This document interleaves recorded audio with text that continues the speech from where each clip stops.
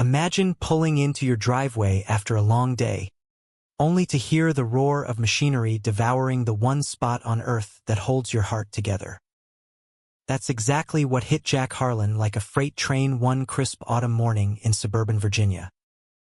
By sunset, the HOA had not just crossed a line.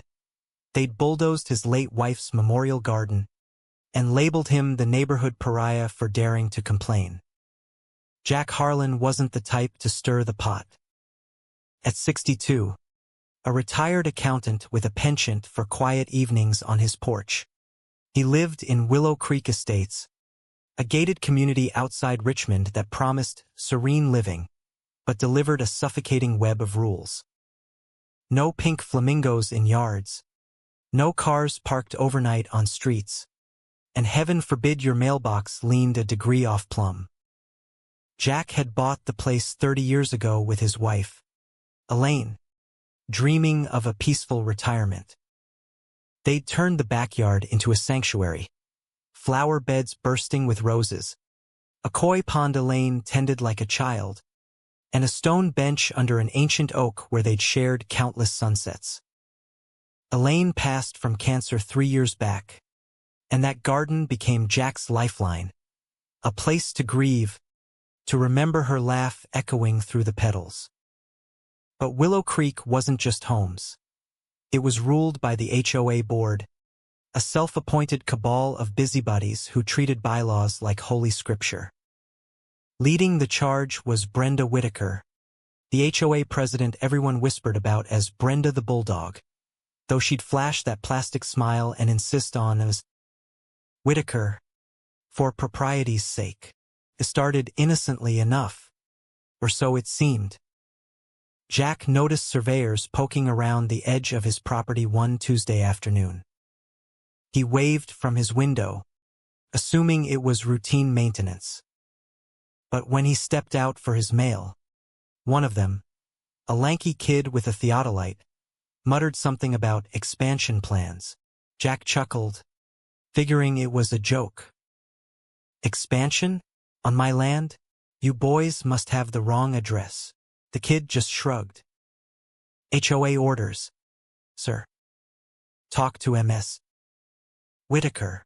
That evening, a crisp envelope arrived in Jack's mailbox, stamped with the Willow Creek Estates logo, a stylized willow tree that looked more like a noose.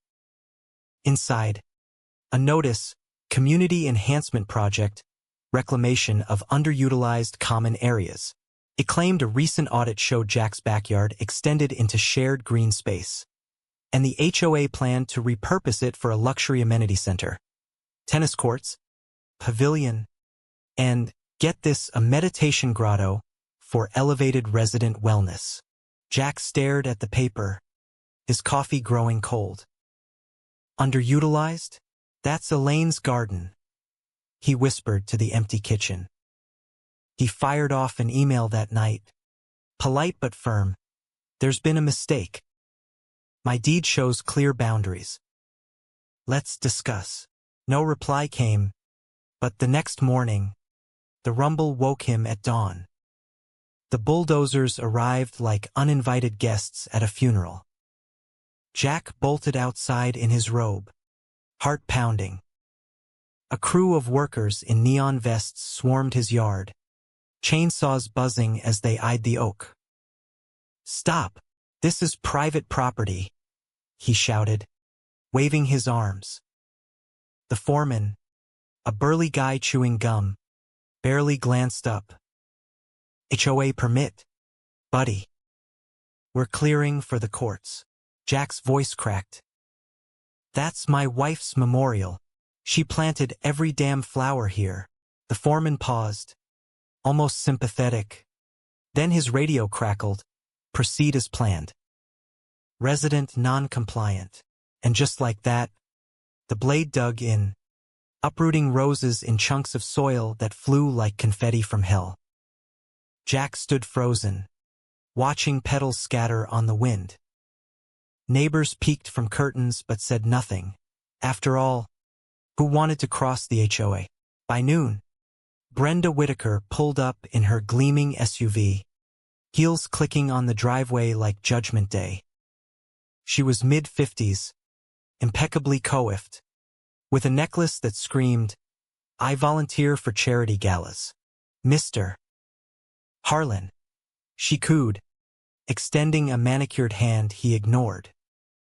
"I see you're upset. But this is for the greater good. Property values will soar. Think of the equity." Jack pointed at the mangled garden. "Equity? You just destroyed my wife's legacy for a tennis court nobody asked for." Brenda's smile tightened, eyes narrowing like a shark sensing blood. "Legacy? Oh, how quaint. But rules are rules, Mr. Harlan. Your garden was encroaching. We've got surveys to prove it." She thrust a clipboard at him, pages of jargon that might as well have been hieroglyphs. "Sign here to acknowledge receipt." Jack refused, crumpling the paper. "This is theft." Brenda laughed, a sharp, tinkling sound that echoed mockery. "Theft? Please. We're enhancing the community. If you can't adapt, perhaps Willow Creek isn't for you." As she drove off, the crew resumed, and Jack retreated inside, the scent of churned earth invading his home like a bad omen. Whispers spread like wildfire through the neighborhood. At the next HOA meeting, held in the sterile community hall with its fluorescent lights and folding chairs, Brenda held court. "Fellow residents," she began, voice dripping with faux concern, "we've encountered a minor hiccup with our enhancement project. Mr. Harlan claims ownership over common land. Delusional, really. But rest assured, we're handling it." Murmurs rippled. One neighbor, Tom from down the street, piped up, "Jack's a good guy. Helped me with my taxes last year." "You sure about this?" Brenda's eyes flashed. "Tom, dear, facts don't care about feelings. His deed is outdated. And frankly, that overgrown patch was an eyesore, lowering our curb appeal." Laughter tittered from her cronies on the board, a trio of yes-men in polo shirts. Jack sat in the back, silent, notebook in hand. He didn't argue, he observed. Noted how Brenda twisted words, how she name-dropped consultants like Shields. By week's end, the rumors hit. Jack's losing it, thinks the HOA's out to get him. Even his mailman avoided eye contact. Jack bore it quietly, but inside, gears turned. He dug through attic boxes, pulling out yellow deeds from when his father-in-law gifted the land post-Vietnam. Tax records pristine, boundaries clear. "They faked a survey," he muttered, piecing it together. A trip to the county clerk confirmed it. The HOA had filed a correction 2 years prior, citing abandoned easement. The notice, sent to a bogus address. Bureaucracy at its finest, stealing land with stamps and seals. The isolation gnawed at him. Neighbors who'd once shared barbecues now crossed the street. Property values, they'd mumble if pressed. Jack's phone rang less. Invitations dried up. One evening, as he sipped whiskey on the porch overlooking the scarred yard, a flyer appeared, "Support our community upgrade. Donate to the amenity fund." It featured a rendering of the pavilion, right where Elaine's bench had been. Jack crumpled it, but didn't toss it. Instead, he filed it away. Patience, he told himself. That's when the cops showed up. 2 officers, badges gleaming under porch light, knocked firmly. "Mr. Harlan, report of trespassing." Jack blinked. "On my own land?" The younger cop shifted uncomfortably. "Caller said you were harassing workers at the site. Jack invited them in." showed deeds, explained calmly. They left with apologies, but the message was clear: Brenda was escalating. That night, Jack didn't rage. He planned. From his accounting days, he knew audits revealed rot. He hired a private surveyor, discreet, expensive but worth it. Results: the HOA's common land overlapped his by 150 feet, and worse, sat atop an old utility right-of-way the county still controlled. They built on borrowed time, the surveyor chuckled. Jack smiled for the first time in weeks. Next, an old colleague, a land attorney named Sarah Klein, reviewed it all. Jack, this is gold. Their audit is fraud. We can lean the project. But Jack held back. Not yet. Let them dig deeper. Construction ramped up, the site buzzing like a hive of entitled bees. Brenda paraded tours for residents, gushing about exclusive perks. Imagine yoga by the pond, serenity redefined, she'd say, ignoring the koi fish now belly up in a ditch. Jack watched from afar, folding chair planted at his boundary. Workers eyed him warily. Brenda ignored him publicly but seethed privately. He overheard her once, on a call. That old fool's vigil? Pathetic. We'll outlast him. Oh, the irony. Rumors twisted further. Jack's spreading lies, jealous of progress. A petition circulated to address disruptive residents. Jack signed nothing, said less. Inside, he formed Harlan Heritage LLC, transferring his rights. No more emotional widower, now an entity with teeth. Sarah sent the first salvo, a letter to the HOA, offering to resolve for a nominal lease. Generous, Sarah smirked. Brenda's reply? A countersuit for defamation, claiming Jack's baseless accusations harmed the board's reputation. See you in court, her note sneered. Jack laughed. A dark, bitter sound. Court? That's her mistake. Discovery unearthed gems. Emails where Brenda dismissed his claims as senile ramblings. One gem. Bulldoze first. Ask forgiveness later. Property values wait for no one. Black humor at its finest, mowing down memories for equity points. Tensions boiled as winter loomed. The amenity center neared completion. Sleek pavilion, courts gleaming under floodlights. Brenda announced a grand unveiling gala. Celebrate our vision. Invites glossed over the controversy, promising champagne and speeches. Jack RSVP'd quietly. Meanwhile, Sarah tipped the county. Code violations galore, the foundation encroached on the utility line, risking collapse in heavy rain. Inspectors swarmed, halting work. Brenda spun it.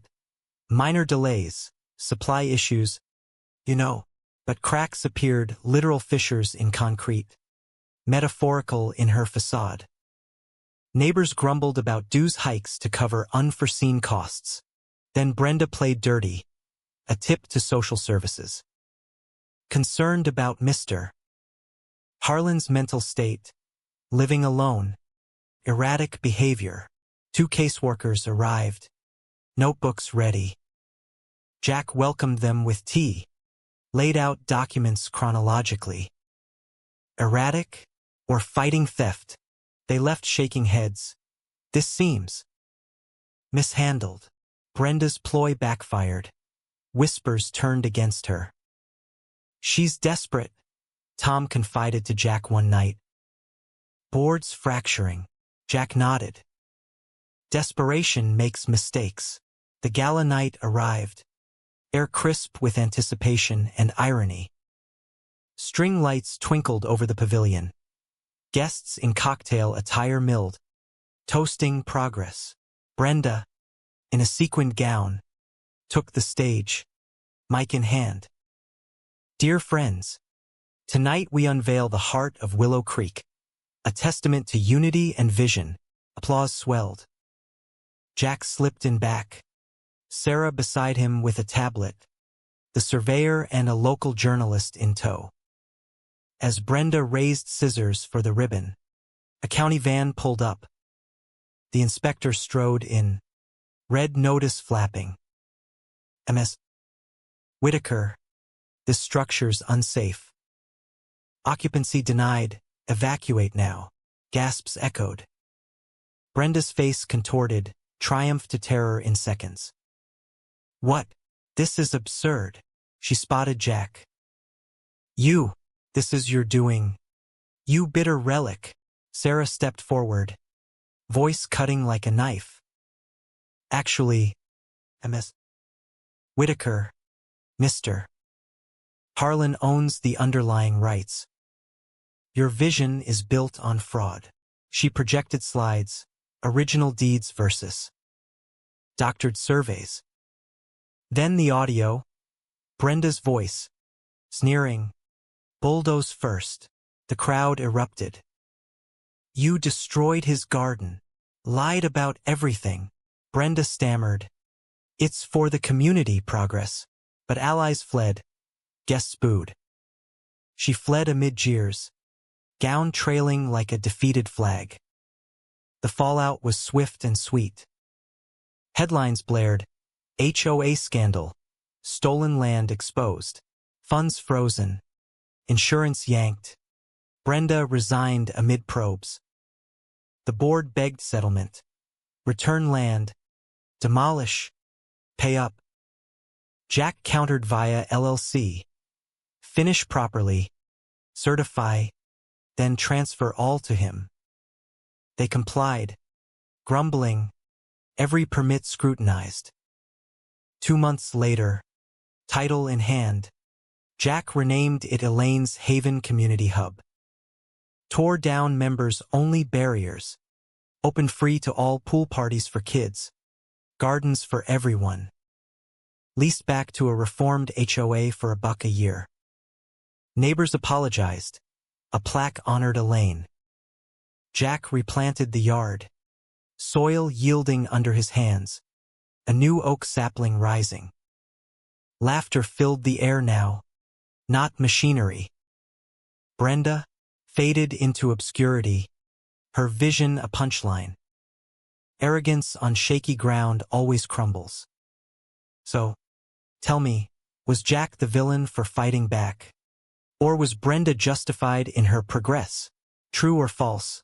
Drop your verdict below and let's debate who really broke the rules.